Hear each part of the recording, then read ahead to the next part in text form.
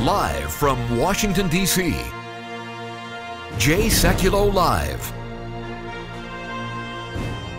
Phone lines are open for your questions right now.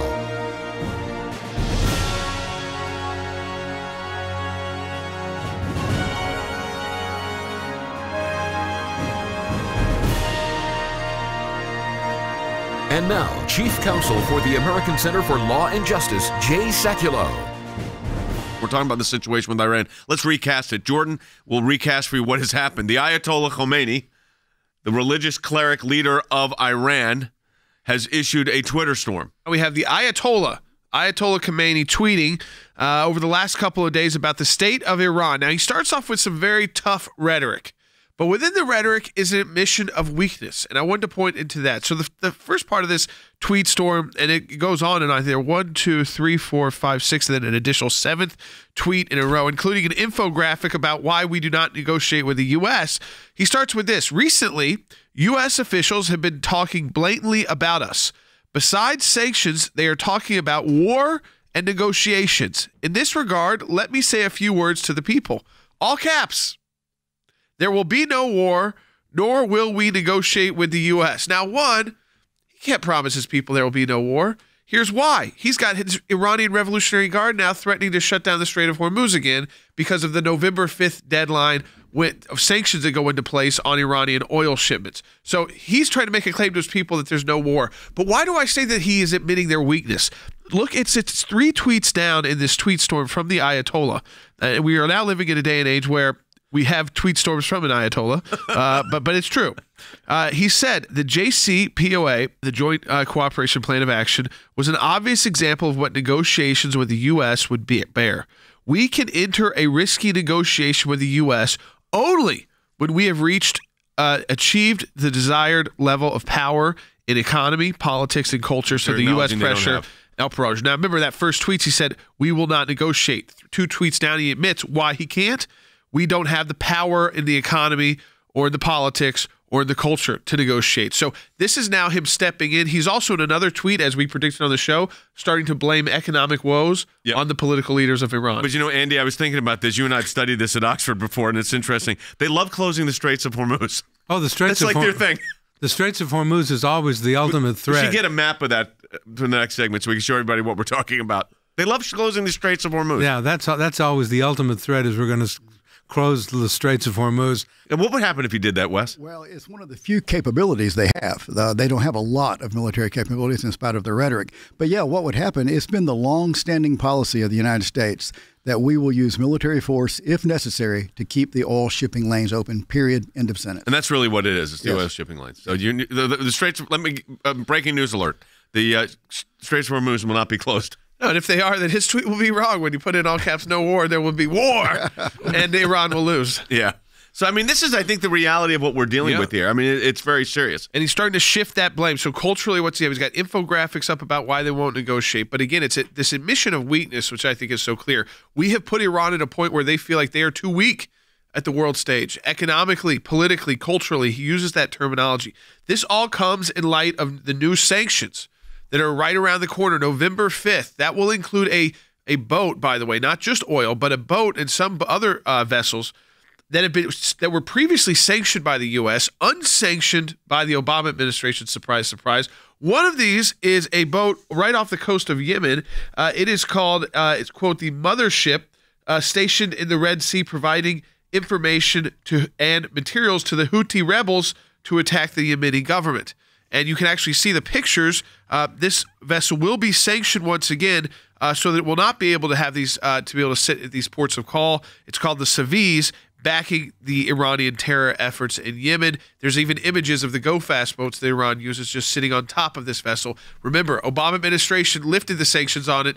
The Trump administration is putting the sanctions back on vessels like these. We've got a lot more on the situation and the unfolding situation with Iran. And don't forget the ACLJ's Matching Challenge campaign. You can do that at aclj.org. Any amount you donate, we get a matching gift for. And there's a phone number on the screen. You can call that as well. But again, aclj.org. Back with more on Iran and its nuclear threat.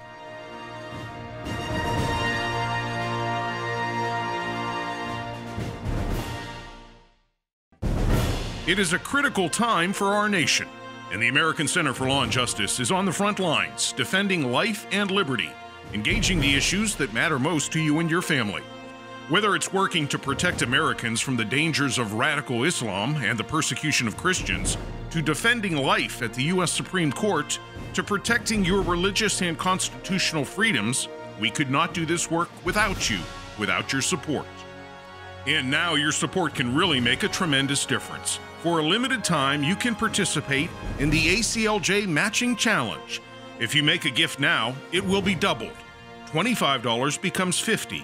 A $100 gift becomes $200. Please stand with the ACLJ right now and call 1-877-989-2255. That's 1-877-989-2255, or go online at aclj.org. Thank you for your support.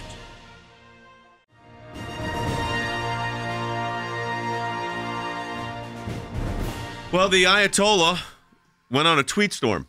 I mean, you don't see that every day in the world, but he did, and he said recently U.S. officials have been talking blatantly about us. Besides sanctions, they are talking about war negotiations. In this regard, let me say a few words to the people.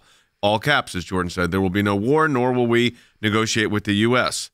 It goes on, and they say this: unlike what some assume, U.S. offers of a negotiation is not a new issue and has been repeated over and over during the past 40 years, receiving a negative response from Iran. I don't know who the Iranians think they're playing with here on this, but if I were the Iranians, giving them legal advice, which I'm not, of course, or giving them political advice, is the idea that they think they're going to be able to take some kind of defensive action or offensive action. I think it's really what it is. From a military perspective, that just does not fly. It doesn't fly, although they've done it in the past. And we let them capture our name. I don't see this administration allowing our sailors to be captured on an Iranian speedboat. Right. I was just about to say exactly that. They do not know exactly what President Trump would do. And I think that makes the likelihood of their fast boats harassing U.S. sailors less likely, because the response would be swift. It would be overwhelming. And I think the Iranians know that. There's another, and the vice president issued a tweet as well. It says America's trying by applying various pressures on our society to force us to retreat and surrender. Well, the fact is we've relisted one of their boats that's hanging around off of Yemen as a on the terror list again. And the fact is, of course, we're trying to apply pressure. They're the largest state sponsor of terror in the world. And their economy is also, Harry Hutchison, professor of law and economics, very fragile. Absolutely. But it's also important to note that Iran has long underestimated the United States and the West because of the policies of Jimmy Carter, because of the policies of the Obama administration, and because of the weakness of the European community. Notwithstanding that, the imposition of U.S. sanctions on Iran will help bring a crumbling economy to the ground. People are already demonstrating in the streets. They're saying death to inflation, death to high prices, and they're urging the Iranian government to stop meddling in the Middle East. And consistent with Iranian meddling, we have a ship called the Savaz, which is located off the coast of Yemen. And so new sanctions will be imposed on that ship. New sanctions will be imposed on Iranian petroleum transactions in November. Yep. And so I think the Iranian economy is headed for a fall. Andy, when you look at this historically, and I'm not talking about historically the last 100 years, but since the Shah fell, so we're talking over a 40-year period now. When you look at it historically, the Iranians move in it's very cyclical. They threaten, then sometimes they'll take action if they see vulnerability, and then they de-escalate, and Retreat, right. and then you see people on the street, and then depending on what support they're getting internationally, you either have that take action or not. Where do you see it right now in that phase? Well, right now, obviously, they're on the offensive. These tweets, Twitter's coming out from Khomeini indicate that they're taking the offensive approach because of whatever it is that's causing them to take this Could it be the impact escalated of the sanctions position. already? I'm sure it is. On whom? the sanctions. I think already clearly have on the sanctions. $400 million. The Germans said they're not putting over there. Well, I think they're here. They're also looking at the sanctions that are being placed on Turkey, and they're saying this is going to happen or is happening to us as well. In other words, there's a new administration in the White House. We're not playing with Obama anymore. We're not playing with delisting the Saviz as a boat. We're not playing with the accords that they entered into with the Iran nuclear deal. There is a new administration in the White House, and it's different. Let's go to the phones. Robert, welcome to Jay Sekulow Live. You're on the air. All right, Robert, go ahead. Yeah, hi, Jordan. Hi, Jay. I wanted to ask the both of you, what are the top three weaknesses that the Ayatollah mentioned in the tweet storm that his country is experiencing right now that the U.S. could exploit? Well, I think the economic pressure that's coming from the sanctions has, number one, been very significant. I mean, really significant. So that's number one. Number two, they know that they are no match for the United States, and they say it. I mean, Jordan pointed that out earlier. They are not a match for the United States. Number three is that the rest of the world, as we expected, is starting to take action against Iran as far as economic development and economic partnerships because of the sanctions the Trump administration's put forward. So what's happening is the Iranian economy is like the Turkish economy, teetering on disaster. And this is from his perspective, his top three, the Ayatollah. So I think that you're getting the Iranian perspective. Again, I think it's true about the U.S. He mentions that you can't negotiate with the U.S. because of the weakness. Here's what he highlights. First one was the economy. He says that in a tweet. We have to achieve the desired level of power in the economy before we negotiate with the U.S. So that's money. Politics. I think what he's talking about there is domestic leaders having serious problems running the country. The Ayatollah technically doesn't run the country day to day. He oversees everything. So that's the domestic leaders. Remember, we talked about how they could be at risk here because what could happen is that they blame all this problems on the current government of Iran, the president and his team, and try to throw them out of power so they see it's their fault. And then the third is the culture. I think that goes to the unrest within the people, that they're not a united culture right now, and that the Ayatollah is admitting that the Iranian people are not united. And it's because they're taken to the streets. It's because you have religious leaders who don't support political leaders, radical religious leaders who are now bucking religious leaders. You have these kind of moments after moment, and he's admitting it via tweet. He is telling the world, he is telling the United States. I think, again, this is how weak they are. They are at a point where even the Ayatollah is sending out this message of, how could we negotiate when we have nothing to negotiate with? So let me ask the military question because I think it's the obvious elephant in the room here. What can they really do, Wes, from a military perspective? Right. You've been in that region. You served in that region. Yeah, they can harass. It's not likely they're going to do anything outlandish, like launch a massive. Well, is outlandish though? Let me ask. I didn't mean to interrupt, but is outlandish going over to a U.S. Navy ship and capturing sailors? It would be now. It wasn't before. What would happen if they did that now? I think our sailors probably, the word has gone down through the ranks that you do not surrender. You return fire. If you feel threatened, you fire on them, and you can do preemptive fire. The other thing, Jay, that I think will happen, though, Iran, as I said earlier, is not stupid. They're not going to provoke directly the U.S. military, I don't think. What they will do, and I think this ship in the Strait of Mandab off the coast of Yemen is an indicator of that, they will use the Houthi rebels to disrupt shipping instead of them doing it. So you look for the Houthi rebels who are armed and supplied by the Iranians with sophisticated weaponry. Look for them to start attacking shipping, and that way Iran has plausible not deniability. So we also have the Iran-Turkey relation, Andy, which we've talked about in our. We have a book that's dealt with that one too. We've produced a lot of scholarship on these issues.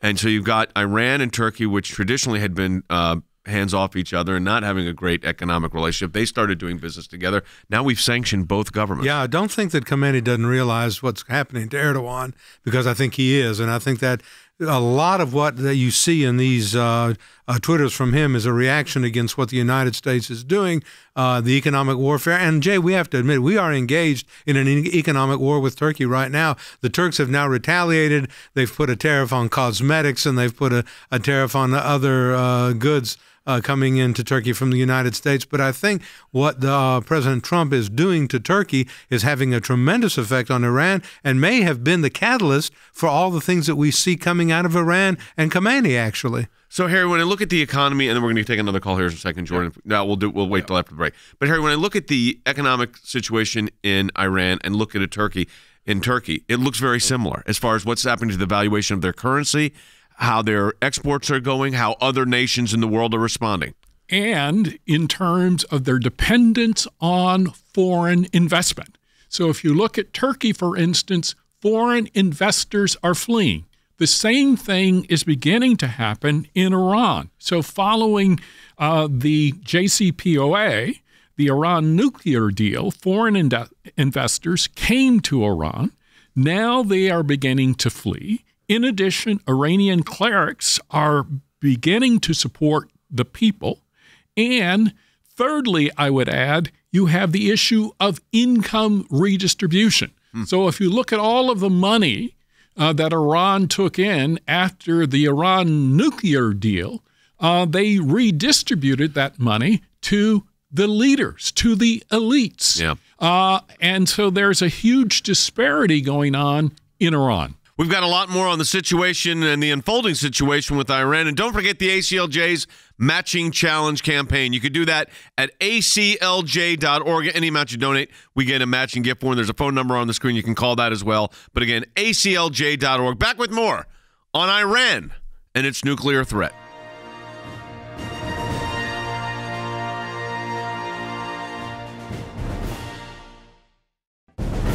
It is a critical time for our nation, and the American Center for Law and Justice is on the front lines, defending life and liberty, engaging the issues that matter most to you and your family. Whether it's working to protect Americans from the dangers of radical Islam and the persecution of Christians, to defending life at the U.S. Supreme Court, to protecting your religious and constitutional freedoms, we could not do this work without you, without your support. And now your support can really make a tremendous difference. For a limited time, you can participate in the ACLJ Matching Challenge. If you make a gift now, it will be doubled. $25 becomes $50. A $100 gift becomes $200. Please stand with the ACLJ right now and call 1-877-989-2255. That's 1-877-989-2255, or go online at aclj.org. Thank you for your support.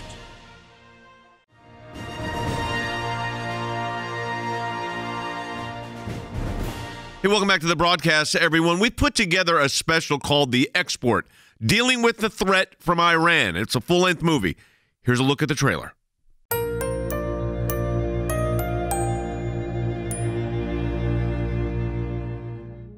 How significant is the conflict with radical Islam? Radical Islam intends that all of us live under Sharia law. The enemy is radical Islam. If Iran gets nuclear weapons, Saudi Arabia will, Egypt will, Turkey, perhaps others. The moment the Iranians have nuclear weapons, they have a nuclear umbrella over their international terrorist capability. That is a formula for insecurity. And I'm telling you, target number one is Israel. The Israelis cannot abide that. It is truly an existential threat. These 40,000 rockets and missiles on the border with Lebanon could, be sprung and fired against Israel. The more we have nuclear proliferation in the world, the more the risks are that there will be the availability of nuclear devices, the lethality of which is mind-boggling. Is there a war going on with Iran right now? This is the longest ongoing war in the Middle East. From almost day one, the Islamic Republic of Iran tried to obtain nuclear weapon and tried to export the revolution to proxy jihadist movement in the Middle East, trying to imitate the geniussy in the revolution of Khomeini to other places. And at the same time, the secret services of the United States and Israel declared war on Iran, and this is the clandestine war between these two forces. Well, right now, Iran is the world's central banker to international terrorism. It funds Hamas, Hezbollah, terrorists in Afghanistan and Iraq and around the world. If you add to existing Iranian activities the capability to deliver nuclear weapons anywhere in the world, you make Iran a world power and a world threat. That's why it is legitimate for the United States, Israel, or others to take action now in self-defense to prevent Iran from continuing to violate its own treaty obligations and obtain nuclear weapons. It's not a desirable alternative, to be sure, but the preemptive use of military force in this case is actually far preferable to the world as it would be once Iran gets nuclear weapons.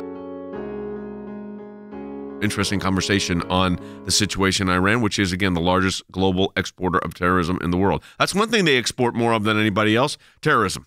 All right. Yeah, let's go to Bronson in Washington State on line 6. Bronson, welcome to Jay Sekulow. I'm going to send you our book, Unholy Alliance, because you've been holding a long time, Bronson. Go ahead. I was kind of thinking that maybe this whole thing on these tweets of Iran is geared to feed the American media and the Democratic Socialist Party, I'd say. The idea of, because they want to influence the American voter. They want to scare them, kind of like Russia. They were going to send that super missile to Florida, which happened to be a state. And I just wonder if these foreign countries, they want to influence the American opinion. It plays into the narrative. So Harry, they're playing to him. He's tweeting out in English. Of course, he's trying to play to an American base. I think that's absolutely correct. I think the message is first directed to the Iranian people and secondly directed to the American administration. But thirdly, there's a political message behind it. If the United States changes, in other words, changes who is president, then Iran is prepared to come back to the table, renegotiate the JCPOA, and continue its malevolence. Yep. And the Ayatollah is smart because the anti-Trump hysteria in most of the media in the United States, they are looking for a reason to buy into Iran's narrative. Even though Iran, in part of this thing, in that tweet, he said, there will be no war. That way, if something breaks out, well, it's the administration's fault in America, not their fault. In fact, that is so disingenuous. They are already at war. They routinely, through their proxies, attack Saudi Arabia. They attack Israel. They're a malevolent influence in the world. So, in effect, Iran is already at war. They just won't admit it. There's a lot of news right now going on, by the way, on Pastor Andrew Bronson because a Turkish court rejected an appeal for the pastor to be allowed to go back to the United States. I will tell you, we are not, Andy, surprised at that at all. The Turkish judicial system is not independent or real. No, it's owned by Erdogan. Tayyip Recep Erdogan, the president of the country, owns the country. He owns the judiciary. He's the strong man. He's the power man. He tells them what to do and what not to do. And the fact that they keep him in house detention, in a way, is a blessing because they could put him back in confinement at any moment. But fortunately, they're not doing that. All right, let's take another call. Yeah, let's go to Tamara in Nevada on line 2. Tamara's also been holding on. Tamara, welcome to Jay Sekulow Live. Hi, Tamara. Go ahead. We're going to send you a copy of our book on Iran as well. Hi, thank you so much. Yep. I just wanted to ask if you think that the sanctions on Iran and Turkey would cause them to do something desperate like attack Israel for their natural gas reserve that they've discovered. Don't think they'll attack Israel. That would be a non-starter for them. Not only would Israel's allies in the region come to their aid, but so would the United States, and Israel could take care of itself besides that. Having said that, they also, though you ask about in the call screener put in there that you're concerned about Iran, Turkey, and Russia banding together. There is, Jordan, there is some concern on that. Yeah, there is. Because Turkey's made the overture. The problem is that those countries, unlike the wars we've seen in the past, have not shown to really stand by their friends when it's not worthwhile anymore. True. So, for instance, it's worthwhile for Russia to stand by Assad because of the warm water port. If Assad looks like he's falling, then it's no longer worthwhile to stand by Assad. So it's not because they really like Assad or that their ideology is tied together. I think same thing goes with Iran. By the way, I don't believe that the Russians want a nuclear Iran. I think they'd be with us on that. I think that if you want to come up with an interesting alliance, I think you could have Iran, Saudi Arabia, Israel, Russia, all coming together to take out a Iran that went nuclear. Yep. All right, so we're getting a lot of people have asked us on Facebook and Periscope. I'm sure our radio audience is listening to this. So whatever happened to your picture of the Straits of Hormuz? So we are now putting up on the screen, there is the Straits of Hormuz, and it borders the UAE, United Arab Emirates, and Iran. And the primary shipping lane for oil is this, right? Right. It's the largest shipping lane for oil in the world. So if they close that, the impact that would have on the economies of the world would be significant, which means, Harry, they're not going to close it, or they're not going to be allowed to close it. They will not be able to sustain it, either because of military intervention or because of pressure from other economies. All right, let's go ahead and take another call. Yep. Chris in Nevada on line 1. Chris, welcome to Jay Sekulow Live. Hey, Chris. Hi. Hi. Isn't the ultimate goal of the administration sanctions to have the economy get so bad in Iran that the Iranian people overthrow the Iranian regime, as opposed to negotiating a new deal, especially when Iran's leaders never abide by the terms anyway? One thing would be is to have the people really overthrow the regime. I don't think happens without some kind of counter intelligence support, covert operations support and mass from the numbers U.S. on the streets. Mass numbers, ultimately likely armed. Yeah. And so I'm not saying the U.S. going to war, but we have covert operations, and you better make sure you're arming the right people, because I don't want to. I think that the worst would be is you have that moment and you got an Ayatollah. You got he's a reformist Ayatollah. That's not what the world needs. Is we need to keep that group out of any kind of revolution. But I don't see it happening without covert support, at least, to an Iranian resistance. What do you think? In the United States, we do not always state publicly our goals. And so I think we'd like to have regime change in Iran. You betcha. We may not be stating that, but if that happens because of economic sanctions or political unrest, we would not mourn the loss of the Ayatollah and his regime. What do you think, Andy? I agree with Wes entirely. That's exactly a correct analysis. We want to see the regime change. I think we want to see it there. We definitely want to see it in Turkey, and we're going about it the right way under this president. What do you see, Harry, as it relates to the economy? We only got 30 seconds here. Can the Iranian people sustain these kind of hardships? Not for very long, but they can certainly sustain things longer than I believe Turkey can. They're less vulnerable than the Turks. That's going to do it for the broadcast today. Don't forget the matching challenge campaign of the ACLJ. Let me encourage you to go over to aclj.org. When we address these issues, whether it's domestic or, in this case, international, the ACLJ is involved globally on this. In fact, I just authorized some additional filings right now in defense of Israel at the International Criminal Court in The Hague. Obviously, with relates to Iran, we're always engaged at the United Nations, pointing out their violations of various treaties and protocols. And we're going to continue to do that with your help. Again, aclj.org. We're in a matching challenge campaign. Any amount you donate for us, we're going to get a matching gift for it. Also, there's a phone number on the screen you can call in your pledge as well. But again, the easiest way to do it, aclj.org. That'll do it for the broadcast this week. We'll see you next week.